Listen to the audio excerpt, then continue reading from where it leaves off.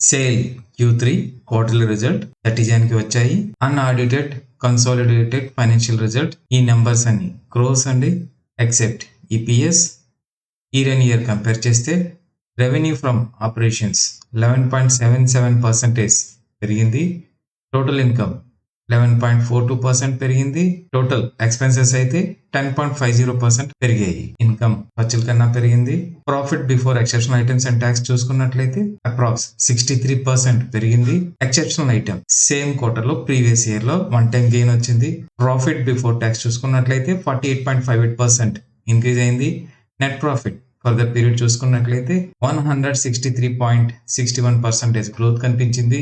EPS చూసినట్లయితే 91 పైసా year పెరిగింది. Quarter చూసుకున్నట్లయితే revenue from operations 2.5%, total income 2.36%, total expenses అయితే అప్రాక్సిమేట్లీ 4% ఇంక్రీజ్ అయ్యాయి. ఇన్కమ్ కన్నా ఎక్స్పెన్సెస్ క్వార్టర్ అయితే ఇంక్రీజ్ అయ్యాయి. Profit before exceptional items and tax చూసుకున్నట్లయితే 46.37% తగ్గింది. క్వార్టర్ ఎక్సెప్షనల్ ఐటమ్స్ చూసుకున్నట్లయితే వన్ టైం లాస్ అండి ఇది ప్రీవియస్ క్వార్టర్ లో. ప్రాఫిట్ బిఫోర్ చూసుకుంటే 13.73% తగ్గింది. Net profit for the period చూసుకుంటే 10.67% తగ్గింది. EPS తగ్గింది. ట్రేడింగ్ వ్యూ వెబ్సైట్ లో సేల్ యొక్క రిజల్ట్ ఏ విధంగా మార్కెట్ ఎస్టిమేషన్ ఇస్తుందో మనం తెలుసుకోవచ్చు. మార్కెట్ ఏ విధంగా రెవెన్యూ ఎక్స్పెక్ట్ చేసిందో అదే విధంగా ఉంది. అండ్ ఎర్నింగ్ పర్ షేర్ కూడా అదే విధంగా ఉంది.